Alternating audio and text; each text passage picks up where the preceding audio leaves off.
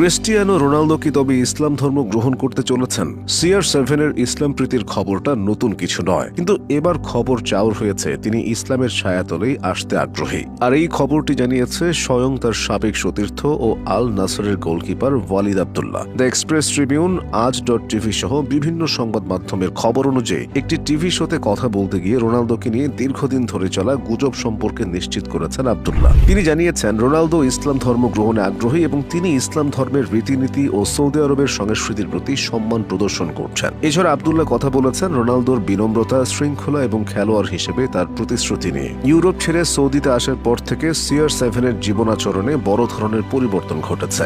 Saudi club Al নাসরকে যেমন আপন করে নিয়েছেন, মিশে গেছেন সে দেশের সংস্কৃতির সাথেও। পরনে জুব্বা, মাথায় পাগড়ি, এভাবেও তাকে দেখা গেছে। তিনি ভক্তদের সালাম দিচ্ছেন, ভাইরাল হয়েছে এরকম ভিডিও। শুধু তাই নয়, 2023 সালে একবার গোল করে মাঠে সিজদাও